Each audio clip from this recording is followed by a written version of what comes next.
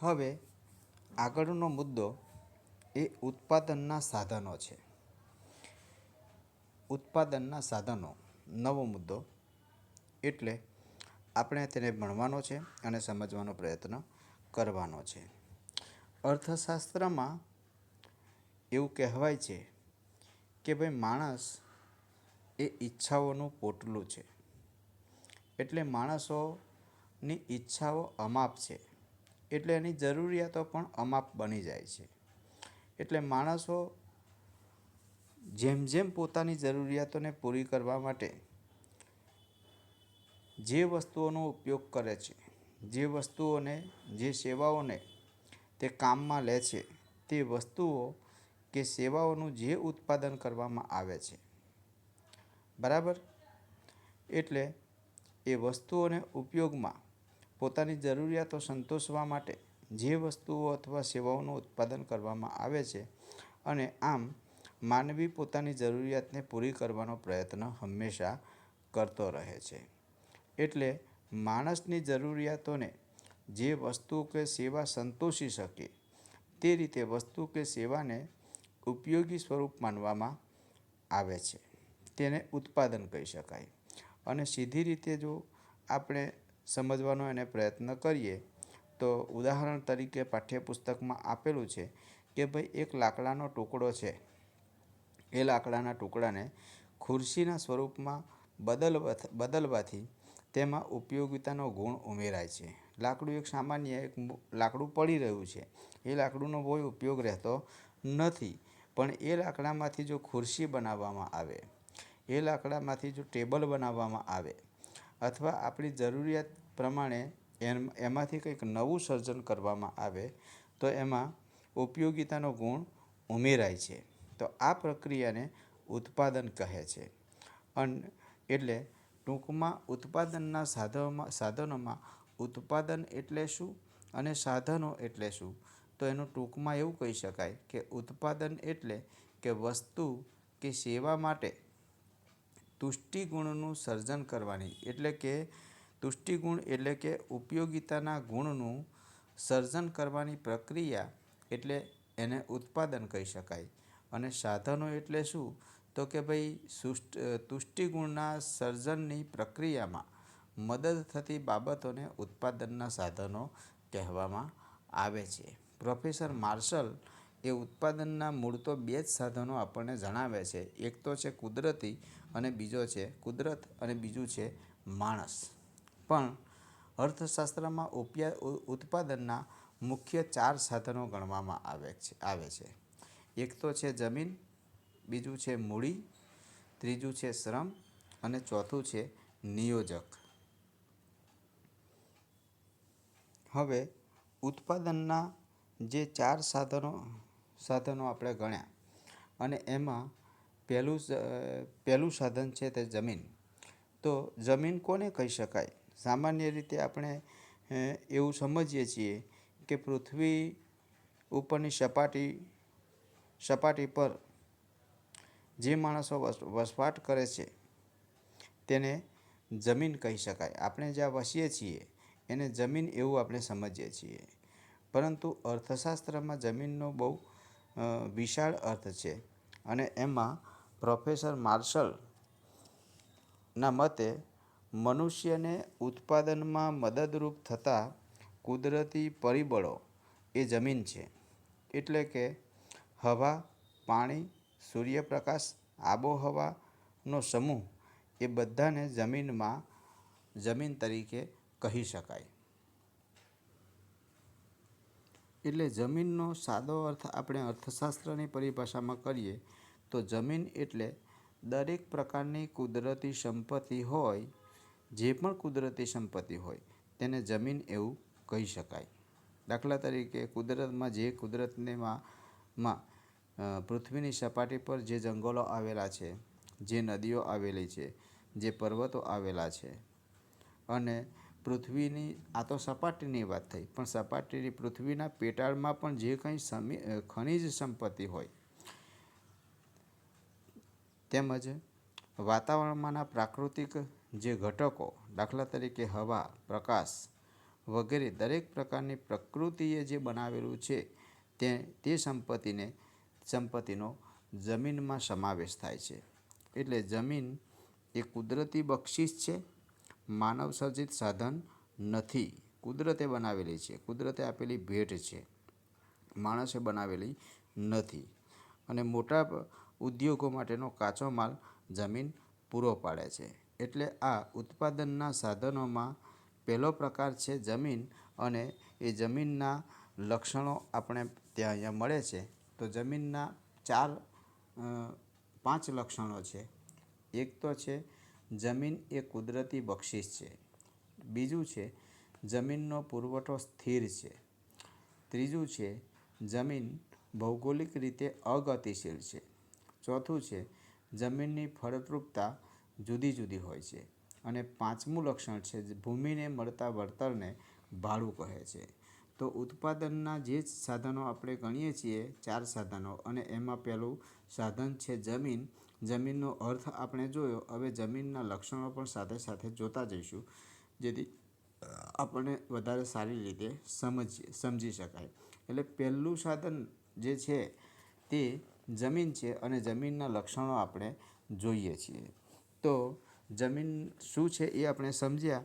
હવે જમીનના લક્ષણોમાં પહેલું લક્ષણ છે એક, જમીન એ કુદરતી બક્ષિસ છે. બક્ષિસ એટલે કે ભેટ. જમીન એ કુદરતી બક્ષિસ છે, તેથી તેનું ઉત્પાદન ખર્ચ શૂન્ય છે. કુદરતે આપેલી ભેટ છે.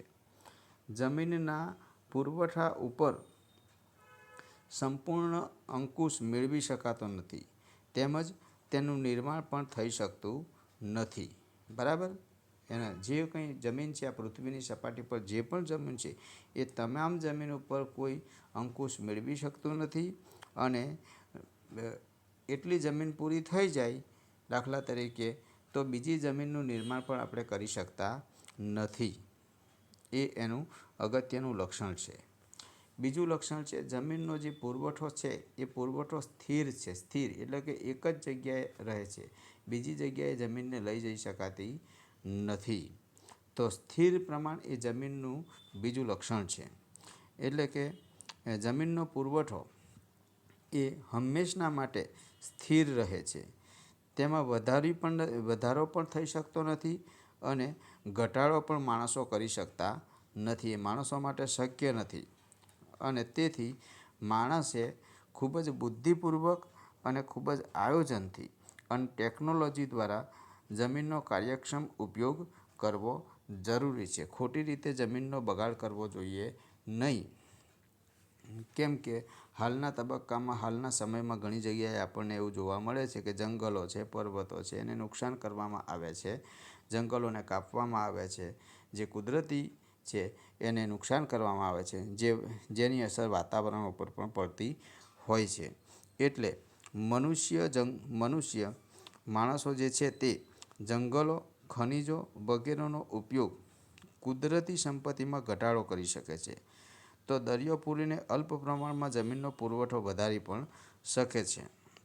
અને લાંબા સમયગાળામાં કુદરતી સંપત્તિમાં આકસ્મિક ફેરફારો થઈ શકે છે. આ જમીનનું બીજું લક્ષણ છે, સ્થિર પ્રમાણ છે તે. હવે એનું આગળનું ત્રીજું લક્ષણ છે જમીનનું. તો જમીન ભૌગોલિક રીતે અગતિશીલ છે. અગતિશીલ એટલે કે ગતિ કરી શકતી નથી. એક જગ્યાએથી બીજી જગ્યાએ જમીનને લઈ જઈ શકાતી નથી. તમે જે જગ્યાએ રહેતા હોય, છોટાઉદેપુરમાં રહેતા હોય તો છોટાઉદેપુરને તમે વડોદરામાં લઈ જઈ શકો નહીં, વડોદરાને છોટાઉદેપુરમાં લાવી શકો નહીં. એટલે અગતિશીલતાનો એમાં ગુણ છે. એટલે એની ગતિશીલતા એ મર્યાદિત છે. જમીન એ ભૌતિક ગતિશીલતા ધરાવતી નથી. જેમ કે કોલસાની ખાણ કે કોઈ ખેતરને એક સ્થળેથી બીજે સ્થળે લઈ જઈ શકાતા નથી. કોલસાની ખાણ હોય અથવા ખેતર હોય આપણું, તો આપણે એ ખેતરને બીજી જગ્યાએ એ ખેતરને ઉચકીને સ્થળાંતરિત કરી શકતા નથી. દાખલા તરીકે અહીંયા આગળ છોટાઉદેપુરના વાતાવરણની જો આપણે વાત કરીએ તો ઘણી જગ્યાએ છોટાઉદેપુરમાં આ બાજુ આપણે જે ડોલોમાઇટની ફેક્ટરીની ડોલોમાઇટની ખાણો આવેલી છે એ માત્ર ને માત્ર છોટાઉદેપુરના વિસ્તારમાં જ એ જોવા મળે છે. એ ખાણોને આપણે બીજી કોઈ જગ્યાએ સ્થળાંતરિત કરી શકતા નથી. એટલે અગતિશીલતાનું લક્ષણ એ અગત્યનું છે. એટલે પરંતુ જમીન એ વ્યાવસાયિક ગતિશીલતા ધરાવે છે. જેમ કે ખેતરની જમીન એ કારખાના માટે ઉપયોગમાં લઈ શકાય છે. ખેતરની જમીન હોય તો ખેતરમાં ખેતી કરતા હોય તો ખેતી કામ બંધ કરી અને આપણે એમાં કારખાનું અથવા તો કોઈ ધંધો ઉદ્યોગ વિકસાવીએ તો એ રીતે એનો ઉપયોગ થઈ શકે છે. હવે આગળનું લક્ષણ છે જમીનની ફળદ્રુપતા જુદી જુદી હોય છે. ફળદ્રુપતા એટલે કે ઉપજાઉપણું જુદું જુદું હોય છે. એટલે કે ઉપયોગિતાની દ્રષ્ટિએ જો જોઈએ તો જમીનમાં જુદી જુદી જગ્યાએ વિવિધતાઓ જોવા મળતી હોય છે. જેમ કે દાખલા તરીકે અહીં આગળ છોટાઉદેપુરમાં ડોલોમાઇટની ફેક્ટરી ડોલોમાઇટની ખાણો આપણને જોવા મળે છે. અહીંથી આપણે દૂર જઈએ દાખલા તરીકે આ બાજુ કચ્છ બાજુ જતા રહીએ તો કચ્છની ભૂમિ ત્યાં કચ્છની ભૂમિમાં રણની જમીન છે એટલે કે રેતાળ પ્રદેશ છે. પંજાબ બાજુ તમે જાઓ તો પંજાબ બાજુ ત્યાં મેદાનોની જમીનમાં ઘણી વિવિધતા છે. એટલે જુદી જુદી જગ્યાએ જુદી જુદી વિસ્તારો પ્રમાણે જુદા જુદા લોકેશનો પ્રમાણે એની ફળદ્રુપતા અને એની ઉપયોગિતાની દ્રષ્ટિએ એમાં વિવિધતા જોવા મળે છે. દાખલા તરીકે છોટાઉદેપુરમાંથી ડોલોમાઇટ જે પેદા થાય છે એ બીજી જગ્યાએ આપણે લઈ શકતા નથી. એટલે જમીનની ગુણવત્તા પણ એક સરખી હોતી નથી. દાખલા તરીકે નાઇલ નદીની જમીન અને સહારાના રણની જમીન ગુણવત્તાની દ્રષ્ટિએ એક સરખી નથી. હવે પાંચમું લક્ષણ એમાં એવું છે કે ભૂમિને મળતા વળતરને ભાડું કહે છે. એટલે એ જમીનનું પાંચમું લક્ષણ છે વળતર. તો જમીનના ઉપયોગથી મળતા વળતરને ભાડું કહેવામાં આવે છે. જમીનનો જે ઉપયોગ કરીએ દાખલા તરીકે આપણી પાસે જે જમીન છે આપણે કોઈને ભાડે આપીએ અને એમાંથી જે કંઈ આપણને મળે છે વળતર રૂપે એને ભાડું કહેવામાં આવે છે. ઉત્પાદનના સાધનમાં બીજું સાધન આપણે મૂડી એવું ગણ્યું હતું.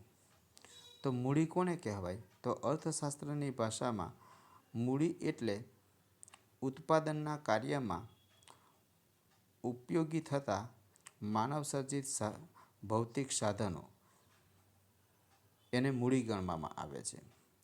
મૂડી એ નાણાકીય સ્વરૂપની પણ હોય છે અને ઉત્પાદન કાર્ય માટે રોકવામાં આવેલા કે ફાળવવામાં આવેલા નાણાં એ મૂડી ગણાય છે અને મૂડી કહેવાય. તો મૂડીના લક્ષણો આપણે હવે જોઈશું. તો મૂડીના લક્ષણોમાં પ્રથમ લક્ષણ છે ઉત્પાદનનું માનવસર્જિત સાધન અને બીજું લક્ષણ છે સૌથી ગતિશીલ ઉત્પાદનનું સાધન. ત્રીજું લક્ષણ છે અછત ધરાવતું સાધન છે અને ચોથું લક્ષણ છે મૂડીનું વળતર એ વ્યાજ છે. તો હવે આપણે મૂડીના લક્ષણો જોઈએ. તો પહેલું લક્ષણ છે એ માનવસર્જિત સાધન છે. ઉત્પાદનનું માનવસર્જિત સાધન એટલે કે માણસો શ્રમ અને કુદરતી સાધનોના સંયોજન દ્વારા માણસો મૂડીનું સર્જન કરે છે. લોકો પોતાની બચત ઉત્પાદકીય પ્રવૃત્તિઓમાં રોકી નાણાકીય મૂડીનું સર્જન કરે છે. એટલે કે માણસ પોતાનું જે કંઈ શ્રમ હોય એ ઉપયોગ કરી જે પરિશ્રમ કરી પોતાની પાસે જે કંઈ બચત હોય એ બચતનો ઉત્પાદકીય પ્રવૃત્તિઓમાં રોકી નાણાકીય એટલે કે પૈસા મેળવવાનો પ્રયત્ન કરતો હોય છે. એટલે મૂડીના લક્ષણોમાં આ માનવ સર્જિત સાધન છે. એટલે માણસે પેદા કરેલું માણસે ઉત્પાદન કરેલું આ સાધન છે. બીજું લક્ષણ છે સૌથી ગતિશીલ ઉત્પાદનનું સાધન છે. આ એનું અગત્યનું લક્ષણ છે કે ગતિશીલ એટલે કે મૂડી એ ઉત્પાદનનું સૌથી વધુ ગતિશીલ સાધન છે. તે ભૌગોલિક ગતિશીલતા ધરાવે છે. એટલે કે મૂડીને એક જગ્યાએથી બીજી જગ્યાએ લઈ જઈ શકાય છે. દાખલા તરીકે ઉત્પાદન માટેના જરૂરી સાધનો, જરૂરી યંત્રો, નાણાં વગેરેને દૂર દૂરના સ્થળ સુધી આપણે એને લઈ જઈ શકીએ છીએ અને લાવી પણ શકીએ છીએ એટલે કે સ્થળાંતર કરી શકીએ છીએ. આગળનો એમાં મુદ્દા જોઈએ તો તે વ્યાવસાયિક ગતિશીલતા ધરાવે છે. વ્યાવસાયિક, જેમ કે એક કંપનીના શેરોમાં રોકેલા નાણાં પાછા લઈ અન્ય કોઈ કંપનીના શેરોમાં આપણે એને રોકી શકીએ છીએ. એટલે મૂડીનું લક્ષણ એ ગતિશીલતા એનું અગત્યનું લક્ષણ છે. ત્રીજું લક્ષણ છે અછત ધરાવતું સાધન છે. અછત એટલે કે અભાવ, અછત ધરાવતું સાધન છે.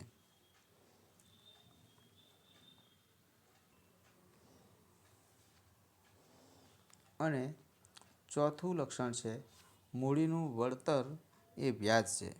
મૂડીને રોકવાથી જે કંઈ આપણને વળતર મળે છે, એમાંથી જે કંઈ આપણને પ્રાપ્ત થાય છે તેને વ્યાજ કહેવાય છે. આમ મૂડીના આ 4 લક્ષણો છે.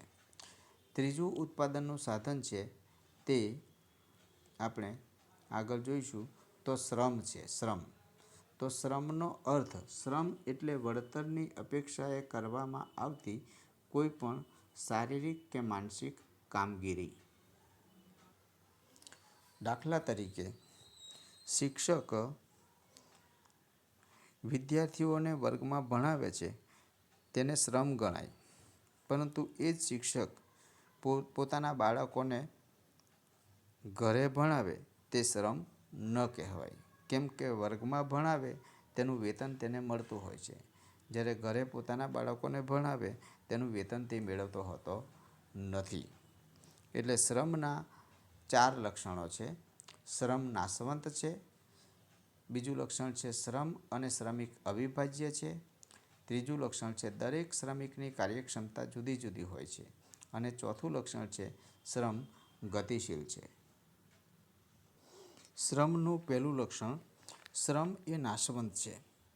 એટલે કે શ્રમને આપણે ભવિષ્યમાં વપરાશ માટે સાચવી શકતા નથી. માણસ અથવા મજૂર એક દિવસ કામ ન કરે તો તેના એક દિવસના શ્રમનો નાશ થઈ જાય છે. એટલે શ્રમનો સંગ્રહ શક્ય ન હોવાથી શ્રમની સોદાશક્તિ નીચી રહે છે. બીજું લક્ષણ છે શ્રમ અને શ્રમિક અવિભાજ્ય છે. એટલે કે શ્રમને શ્રમિકથી જુદો પાડી શકાતો નથી.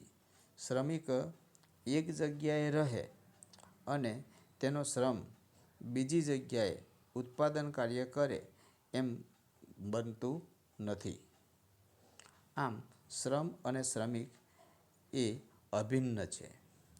ત્રીજું લક્ષણ છે દરેક શ્રમિકની કાર્યક્ષમતા જુદી જુદી હોય છે. એટલે કે એક જ પ્રકારનું કામ કરતા જુદા જુદા માણસોની કામ કરવાની ઝડપ અને તેમના કામમાં તફાવત આપણને મોટાભાગે જોવા મળતો હોય છે.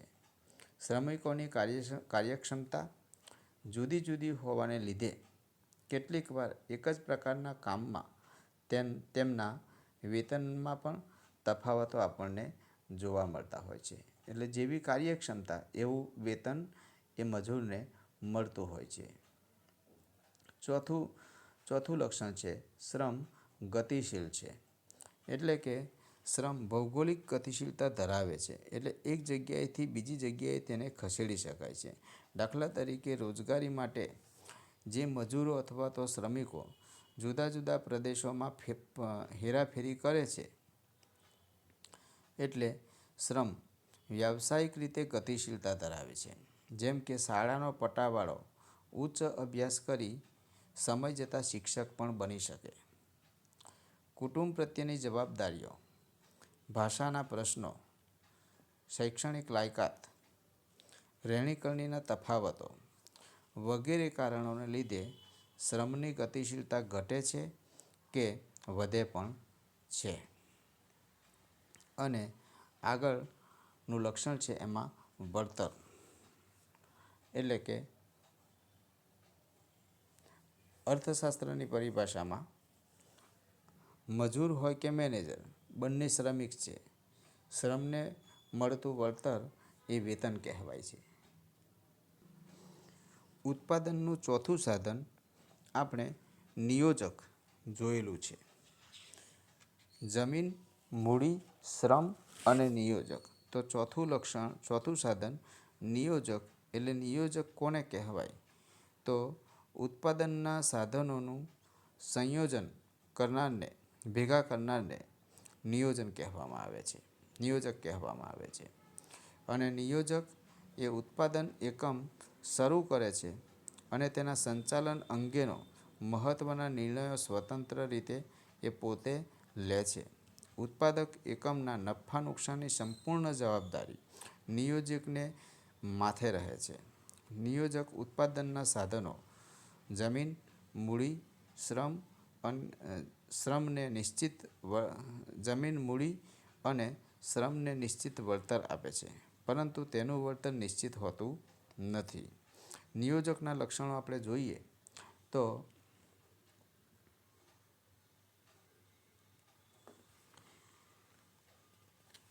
તે આર્થિક નિર્ણયો કરી શકે છે. બીજું લક્ષણ છે તે જોખમ ઉઠાવે છે, એટલે કે ઉત્પાદનની પ્રવૃત્તિમાં રહેલી અનિશ્ચિતતાઓ અંગે તે જોખમ ઉઠાવે છે.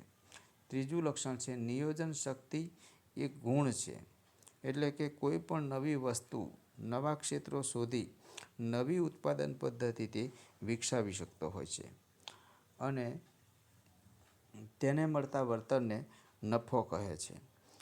એટલે કે નિયોજકને જે વળતર મળે છે તેને નફો કહી શકાય. અને વસ્તુઓમાં વિવિધતા અને ગુણવત્તાનો લાભ એ ગ્રાહકોને આપતો હોય છે. આમ ઉત્પાદનના 4 સાધનો અને લક્ષણો આપણે જોયા છે. હવે આગળનો મુદ્દો ભણાવવાનો પ્રયત્ન તમને આગળના ભાગમાં કરીશું.